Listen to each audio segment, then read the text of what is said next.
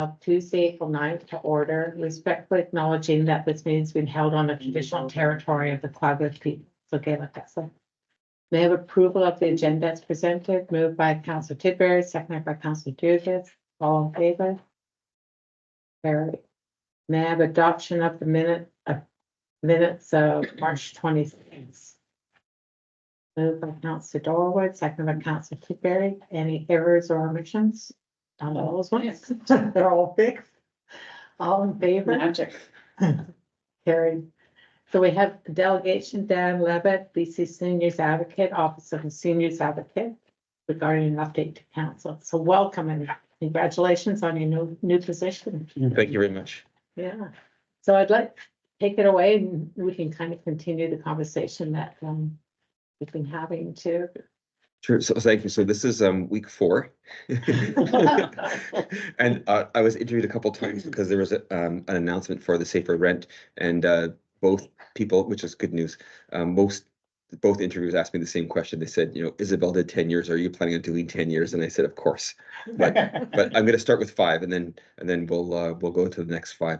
So I'm on a tour right now of BC, meeting with seniors and service providers and of seniors and leaders, community leaders like yourselves, and focusing on 5 main areas of our office, which is healthcare. So everything from long-term care and assisted living to primary care, physician access, acute care, things like vaccinations, and other public health issues, to housing, and sort of, as we were discussing, affordable housing, and also the subsidies like Safer and the affordable rent program.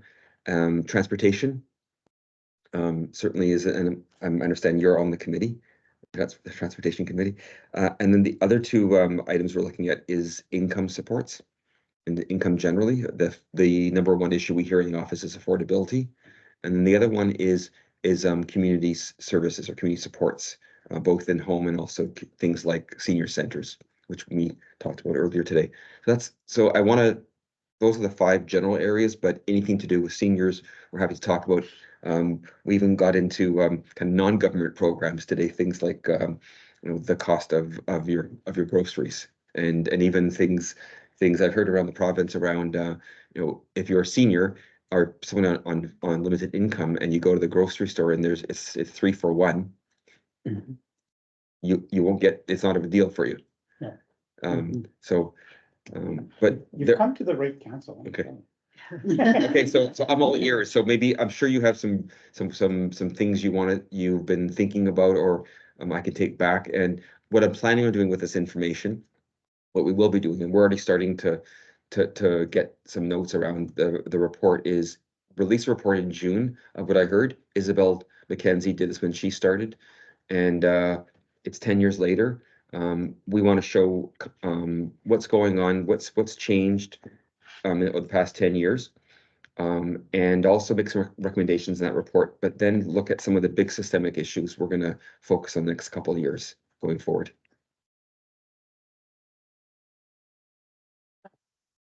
New dental plan that's going to be coming up from the federal government Mhm. in September, I believe. Mhm. And it's interesting.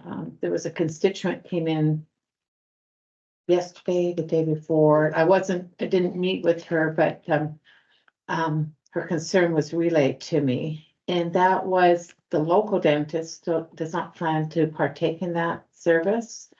So as a senior, she will have to figure out some way of getting down island.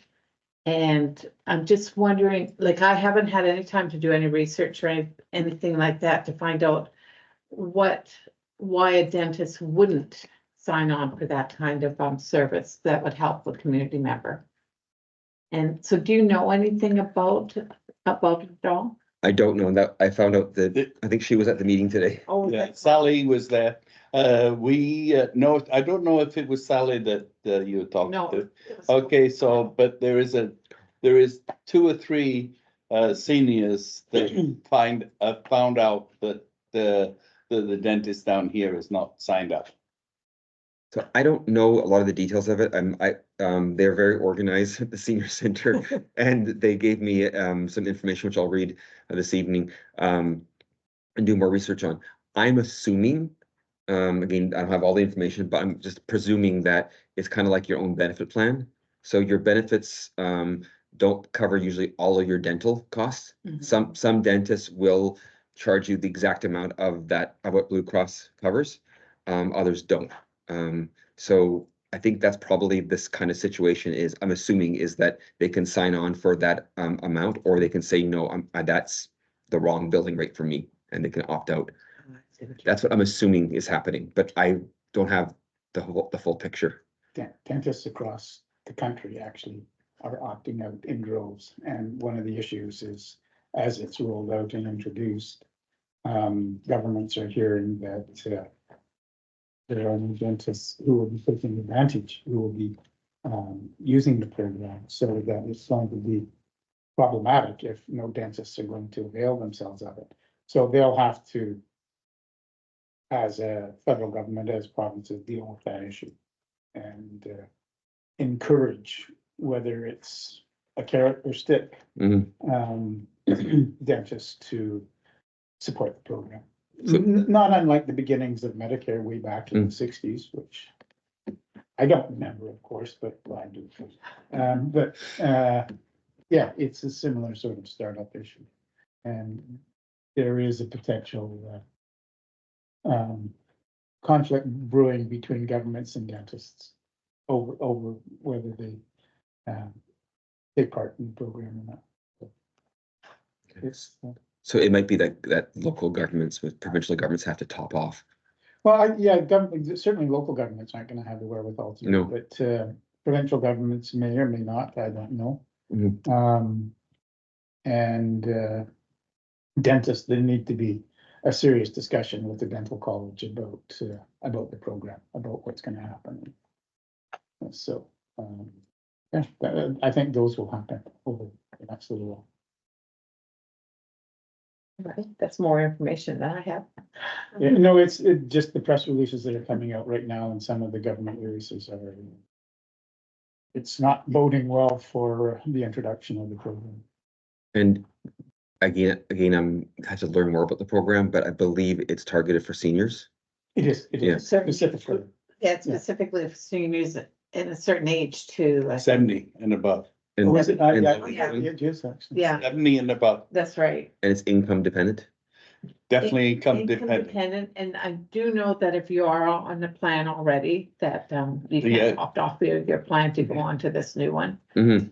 Mhm. Yeah. Yeah, Yeah, you can't doubled it. yeah. So it's again, great policy, but implementation is devil's in detail. Yeah. Dennis, do you want to talk about the senior housing? I certainly do. Yeah, we have a nonprofit group here, yeah, it's called the North Island Seniors Housing Foundation. Mhm. Started about 7 years ago, Mhm. and we've been looking at trying to find out if we can get availability for housing for seniors here. Okay. We've applied a couple times to BC Housing, we're Mhm. still waiting for the last announcement to see if we're gonna be able to get some funding to be able to continue on with the program. We have some housing, senior housing here now. Mhm. It was actually built by the Rotary, I believe, Yeah. years ago, It back was in the 80s. Is it 11 units? There's Yeah, 12, there's 12 there, 12 units, okay. yeah. 3 fourplexes, and we're hoping to be able to add on to that particular area, and we basically had applied for, I don't know if we're gonna get that, but we applied to build 8 more fourplexes, so that would be 32 more units. But that's all in the works with regards to, there's a lot of stuff that has to be done with regards to working along with the District of Port Hardy, because some of that property there that's there right now, that's owned by BC Housing, isn't even anywhere close, big enough to be able to hold all of those units that we're talking about. Okay. And it's kind of a crazy kind of a property angle there, so Mm. we've been talking to the District of Port Hardy, and because that, they own the piece of property coming this way. Okay. So hopefully we'll be able to work something out with them to be able to get some more land so we can build housing. And then also in that particular design, we were talking about future seniors, like a seniors building, or what you're gonna say, senior center or whatever. That's way in the future, mind you, but the housing is the most important thing. Dan, just to from today's meeting Uh-huh. stuff, two different groups. Right, Okay. yeah, Yeah, okay. yeah. And did you have, can I ask, who are you working with to submit the proposal to BC Housing?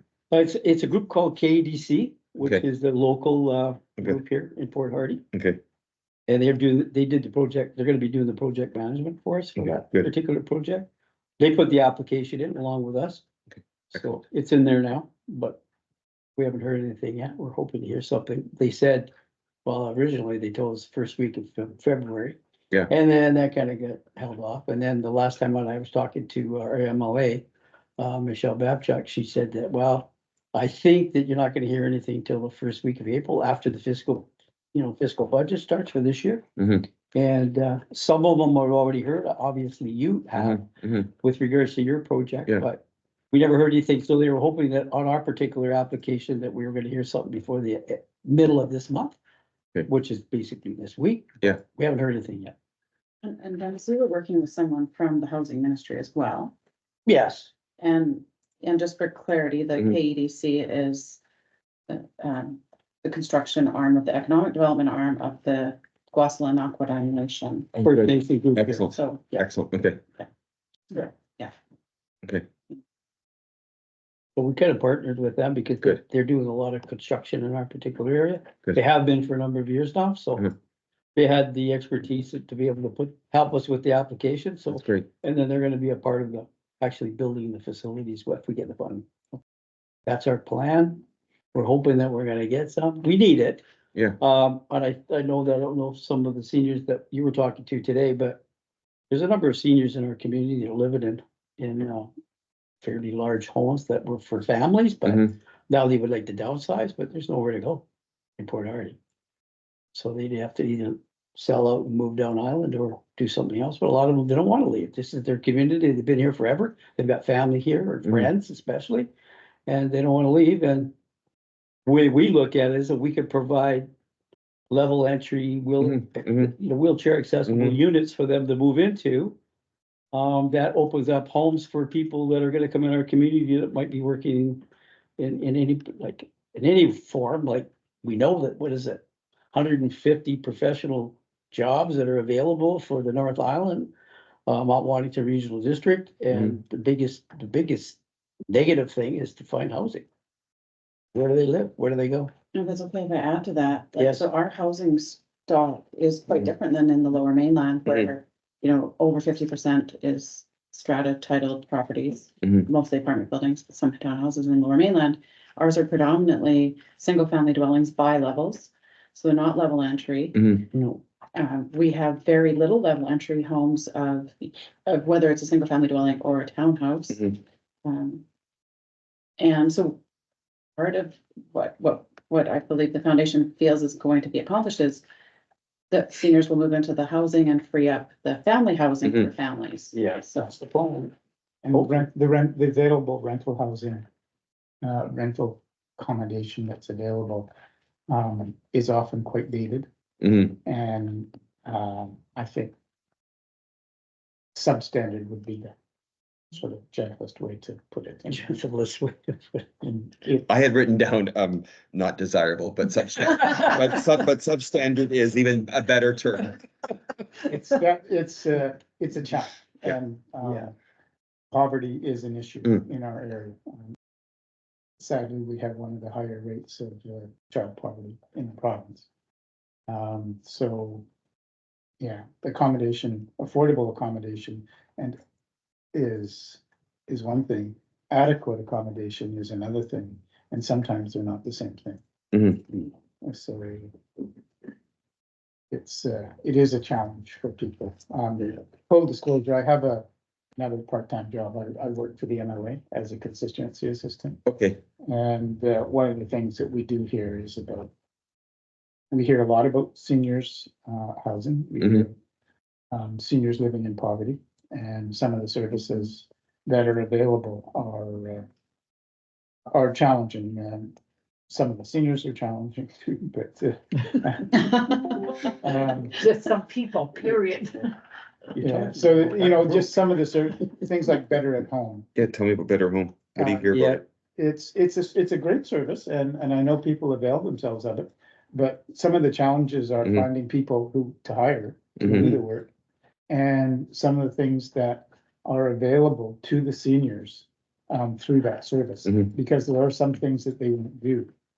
I think vacuuming or cleaning is one of the things.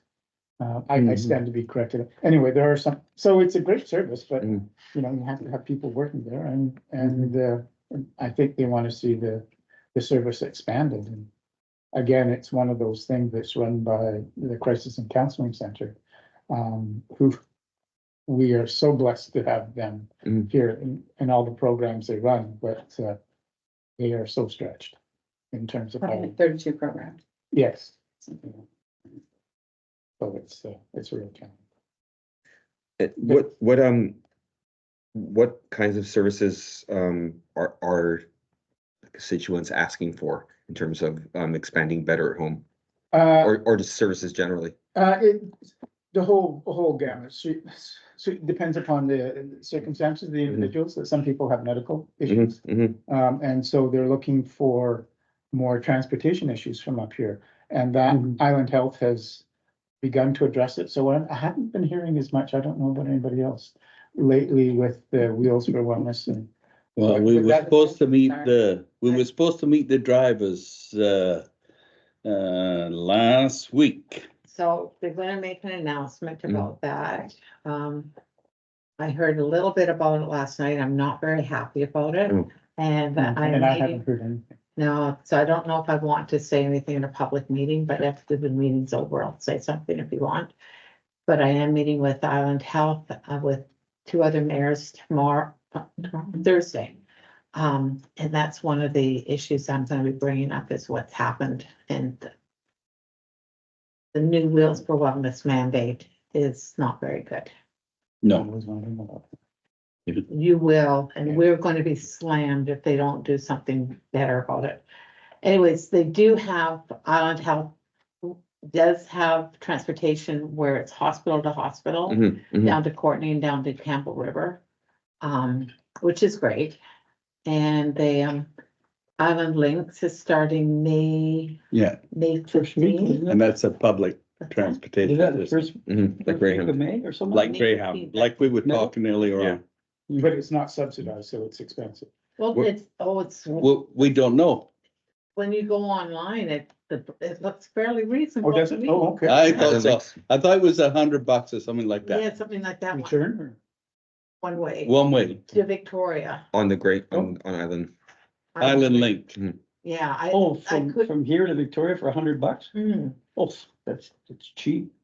Anyways, but I if you're could be on a- wrong about that. a You'd have fixed to income, double check the website, but it's Well, supposed to start May 15th. Most people just go into Canberra. Yeah. So that's good. Mhm. The other thing Mhm. I've been hearing that I am advocating for with Island Health is to have, multi-level care, have assisted living as well as long-term care all in one facility and more than 12 beds. Mhm. So I've had people come up to me having to leave and they've got their name on Berwick, where you can get, you get a nice apartment, but you have some services as much as you want and so that sort of thing, but Where's Berwick located? this Berwick in many communities, there's one in Camel River. So that's where they would go? Okay. It's, So, it's a very well established, but it's very pricey. mhm. Currently, there is an extended care facility with 12, possibly rising to 14 beds. But. Where? In it's Hardy. In Hardy. Here. There's one in Alert Bay as well. And, Okay. but the problem is, our hospital, which has, I think, 12 chronic care beds, Acute care. acute care beds, sorry. Most of those beds are occupied by people in need of, The long-term. It's 25 beds. The hospital? The yeah, whole hospital is 25 beds. At least it used to be. Most- It's not anymore. It's not anymore. 12. But anyway, most of them are occupied by, By people- seniors. By seniors, yeah. See, I thought I heard today that the house was closed. it can be. It can be. It's on and off. Wow. On the hospital itself, there is a, It was 25. there is a long-term section, Mhm. which has 12 units. The new bit, the hospital is gonna expand, Mhm. okay? Okay. And they're gonna get 5 more additional units in there, Okay, so- They're extended care. bed. So extended care. Long-term. I could just, one model that's worth looking at is in rural Australia. They in I forget the name, New South Wales. New South Wales, they had similar situation. So what they did was they basically rejuvenated the long-term care or extended care portion of the hospital. Not that it's not the best solution, but we called it Edenized. They kind of brought it back to being home instead of being hospital style. It was really hard to kind of shake the hospital piece out of the home piece. I think you're much better off. I like your strategy of building a purpose-built community. And the interesting thing is, if you do it on that smaller scale, a more residential feeling scale, the cost of developing is cheaper than building a hospital grade, if you will. And I think most of us would rather live in a house than in a hospital. And you can certainly do things that are much more regular, that you feel like a house. Well, what's happened with our hospital used to have acute care beds, and it still does have Mhm. some acute care beds, acute care bed, and then the long-term wing.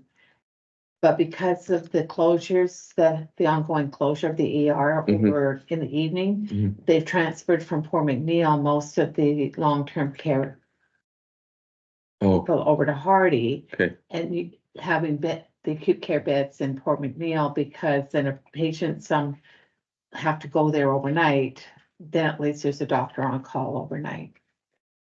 So Not ideal, Port McNeil's become kind of the regional hospital? no. No, No. Absolutely do not say that. Okay, so how would you, Absolutely vehemently say no. okay, so then, so strike that on the record. Whoops, that's a whoops. yeah, that's a But whoops. so how would you, I Describe. would say that we are going to get 24/7 back here Good. at Port Hardy as Good. soon as we can. We've got enough doctors now, we just need enough trained ER nurses. Okay. And they're working on it. I had a little bit of a meltdown a couple weeks ago with some people, and they didn't realize that they had said to me in front of many other people that spring was our hospital would be back open 24/7. So they all kind of went, oh, okay. Many of them are new, so they have no idea what other people have said, but anyways, that's gonna be brought up again with the upper echelon on Thursday. good, Yeah. Good. We want acute care beds open Mhm. in Port Hardy. I don't want to read on Facebook a friend saying there were no beds available in Port Hardy, so I decided not to be checked into a hospital, and I'm just staying at home because I don't want to go to Port McNeil. Not the way it should. and we heard something like that. Very much the same. That's not too early. One of the issues in housing is Mhm. just changing things is Mhm. the cost of construction up here, the cost Yeah. of building. It's now, I mean, our houses are all considerably less Mhm. valuable than, say, the lower mainland. But to build anything up here, the per square foot cost is quite a bit higher. And a lot of the funding programs are based on urban funding, urban per square foot Mhm. building costs. Mhm. And so when they look at what our costs are, they say, well, no, we can't do that. Well, it costs more Mhm. to And that's build what that. you're running into. And the Yeah, seniors. that's what we did run into, yeah. Because they said that our costs were too high compared to Campbell River, and I said, yeah, well, yeah, that's true. It is. But what about your land cost? Your land cost would be less, Yeah, they were less, but but it didn't They did. equate, it didn't build. Didn't matter. The cost difference is so great to come from Campbell River to here. What's the add-on? What kind of, what percentage more is it here than in Mid-Island? well, it all depended on what, in what area that you're looking at, Mhm. but I think overall was probably 25 to 30% more, I believe. Maybe even more than that. Heather can talk about our pool. Sorry. Yeah. So the average cost Mhm. per square footage is about 325 per square foot. And 325. then, but if you look at the median of Mhm. what it costs to sell a home in Campbell River is about 680,000, and the median in Port Hardy is about 350. So when you equate that 325 to what that return on investment would be for a developer, there's no return on investment for a developer. Okay. Purpose built. Yeah, But if you were building government funded, Mhm. if you're doing BC housing funded, there has to be exceptions and consideration They about need the to- cost here. To relook at how they fund rural areas. yeah, because they put us all under the same umbrella. Yeah. That's the And they problem. consider Campbell River rural. Yeah, So Yeah. just saying, when you, Okay. when they consider a city Yeah. as rural, and it's because of the distance away from Victoria or Vancouver, Mhm. whatever. Rural used to mean, is there a McDonald's? But now we have a McDonald's. There's pros and cons. So I spent a little bit of time in my orientation, which I'm still doing. I'm gonna give myself a year. But hopefully you give me a year too. But I heard that the term rural in BC is 10,000 people or less. Mm. So I don't know if Campbell River, Pembroke's got like 30,000. Yeah. Mhm. Yeah. If you, when they look at recruiting doctors and they're looking at rural areas, Mm. they can come to Port Hardy and decide, no, I want to go to Campbell River because Campbell River is still considered rural. And they'll give them and they the get, extra. they get the incentive to do that. Yeah. Yeah, so it's, Well, I remember some of our grant applications, Heather, please correct me if I'm wrong, but some of those grant applications that come in and they said it was for rural was like for 25,000 and less. Mm. So okay, I'm thinking 25,000 and we're going, oh my lord, I think they should relook at the definition of rural. Yeah. it's just ridiculous. Mhm. It sounds like everyone's got a bit of a different number there that they. Yeah. Yeah. Since communities start paying for RCMP, we used to pay for cost of RCMP, but we no longer do that because we're under 5,000. Hmm. So as soon as you hit that threshold of 5,000, you start paying your RCMP costs, which are significant, so you're saying that RCMP you're not paying for them? not. Not right now. If we come to the 5,000. Yeah. We're gonna pay We're not 75%. going to 5,000 because people are gonna have to leave. Yeah, Yeah. Mhm. And you're 3,000 No, change? four. Four and For four, change, but closer to 4, closer to 5. but we're it closer to 4, just over 4. But- They stay in our distance, we're just under 4. kind of depends how you count it too, because Yes, of that, they're not counting the First Nations reserve. no, And we don't As a want part them of that. to either. Because if they did, then all of a sudden. we'd be over 5 grand then. Yeah. it would be- So not the last census, the census before Mhm. said we were what, about 43 or 44? And so we No. got a warning letter. No, we were 4,030 or something. So like we're that. 4,132, but the Yeah. province estimated us at about 4,330. So then we Okay. had the last census that brought us in at just under 4,000. And then the BC population stats have it at about just under 4,400. And there are buildings though that the census people freely admit that they didn't want to go in Which is why the estimation went up. to count. Because it would be scary and it's something scary to do. So we got a warning letter saying that we're getting close. And then after the last census, which was during COVID, we didn't have that letter anymore. So we got a bit of a reprieve Until the next census. until the next letter. And then we'll have to tell people that we're getting close to 5,000. Or if they get brave census takers that aren't afraid to go in buildings. then- And I was on council, when we were over 5,000 and they took a third of our money. John's really old, by the way. Mhm. He's our historian. Yeah, historians. Our senior. It took a third of our taxes. Super senior. Yeah. He is a super senior. Mhm. So Anyhow. what I think what I'm hearing about right now is that if you will, rural BC, seniors are disadvantaged Totally. Yes. compared to the rest. And the fact is all these policies that are impacting the smaller communities in BC, that seniors are gonna be harder hit. Correct. And as will other people too. Yeah.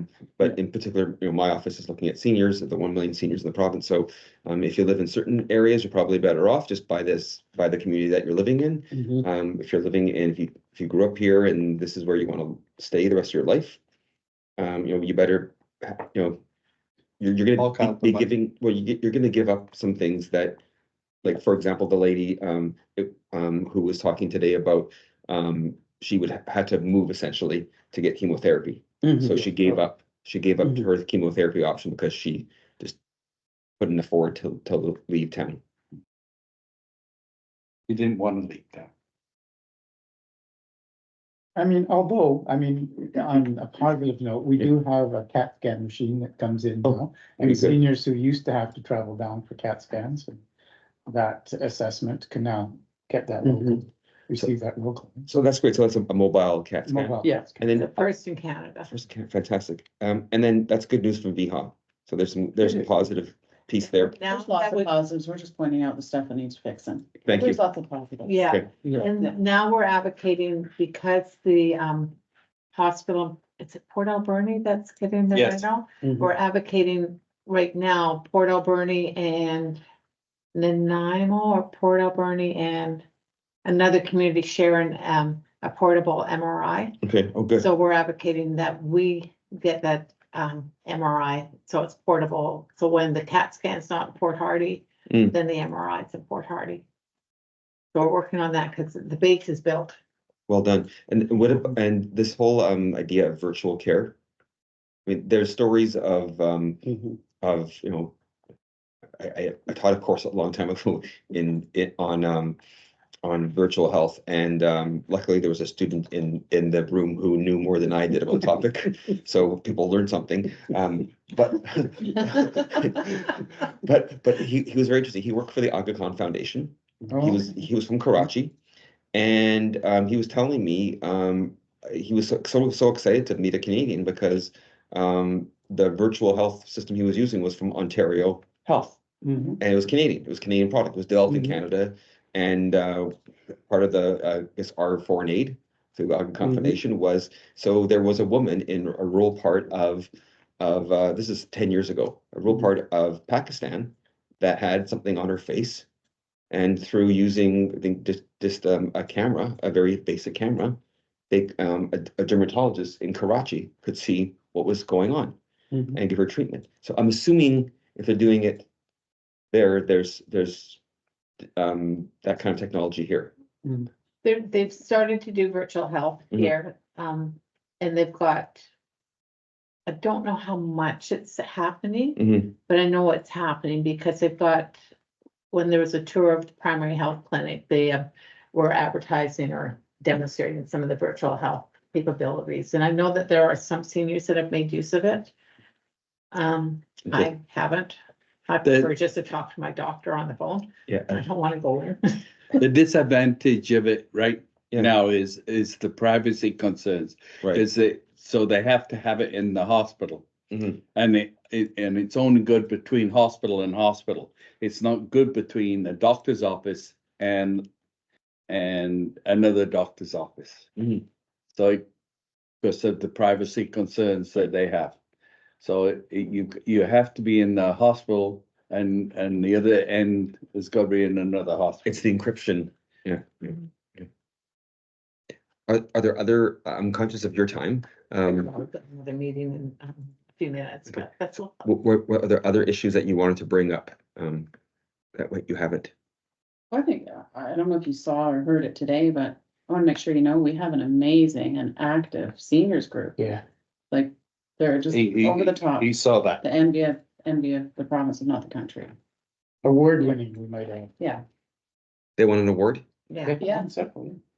And they were, Yeah, the premier's recognized, the premiers recognized them Recognition. formally as well. They've been, our MP has brought them up a number of times in Federal level, yeah. in Parliament. And they were speakers at a national senior. Yeah, and they're going again. They could tell you exactly more, but the really Okay. truly outstanding group. Thank you for plugging them, because I think it's important to recognize that I mean, it's probably a light word to use, but inspiring to see seniors helping seniors and the dedication. Yeah. And I'm kind of getting used to it, like I'm Right. kind of getting used to it, so I'm sort of taking it for granted that you have these, but these people you have choices. We all have choices. You don't have to do what you're doing, but you have a drive to do it because you care about this community. And to see seniors there, I think the number one thing that's interesting about when you think about the senior center, what I've heard from seniors so far is the number one program they're looking for is social connection. They just want to be around, whatever activity they're doing, if it's yoga, if it's knitting, or if it's a meal, they want to be with other Bridge. people. I'm not playing bridge I anymore. want me to- No, I'm not organizing anybody. And from this board, this table here, I am the representative to the seniors here. Excellent. So and I have your card, so I maybe from what Counselor Dorward, did I say it right? Was mentioning, maybe you can give me some more information about that, because Yeah. as well, we should be highlighting some of those things too. It was a good discussion, by the way. I'm sure. The seniors. And Oh, they yeah. were able to get a part-time, like executive director type position, from Isabel. Isabel McKenzie. Yes, she did work with me. We provided some information, Okay, in the last, maybe 2 years ago, a year ago. to get some funding. for- Yeah, and pointed them in the right direction, and that's really helped them as well with applying for grants and such. Oh, good. Well, actually, what Isabella did, it was a virtual meeting that we had. Because Okay. we asked her, how can we help the seniors get an executive director? Mhm. And she said, give them some money. And then when they apply for grants, they can add on to the grant. So hopefully eventually be self-sustaining with an executive director. However, most grants nowadays don't allow that kind of, and percent administrative onto it. So they've been making use with, what do we give them every year? 7,500. So they make use of that 7,500 and they make it stretch and have applied for numerous grants and with their volunteers and with. That's one thing, the challenge. I'm grateful that you're doing that. I'm glad that you reached out to Isabel and also giving me some ideas for the future. When I get that phone call from either from you again or from another city, what I'm interested in is, because I've heard this from other seniors so far, is especially the service seniors organizations, is the ongoing continuation of grants that you have to apply for. Mhm. And then, yeah, They're reporting back.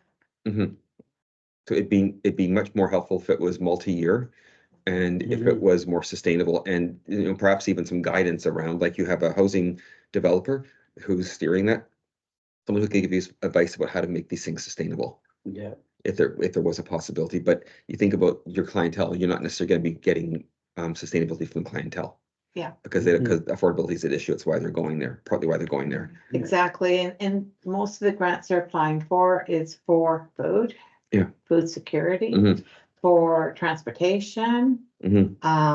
So one of the grants right now they've got are, gives them taxi vouchers. Good. What else? They've gotten grants, the reason why they have the gardens they do is Mm. because the grant that the district helped them apply for, and then they went on and just expanded on it. It's great. I was really happy seeing the boxes being moved around today. So, and when we were in the meeting, I could see outside the window, two people moving boxes. And I said, what are they doing? He said, oh, no, don't worry about it. It's okay. I said, I know it's okay. I want to find out about the program. Who are those people? What are they doing? Because it's one more thing that the seniors group's organizing, which is wonderful to see. Oh, Bonnie's there. So we've got, it's just 3 minutes. Bonnie, go ahead. We're, our committee as a whole is pretty casual, as you can Good. tell. I like that. I've allowed the mic for you, Bonnie.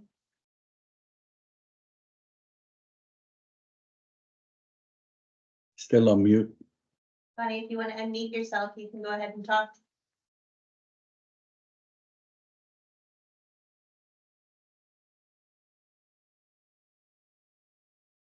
Who's got the kettle on? Or maybe something she's typing right now. Yeah.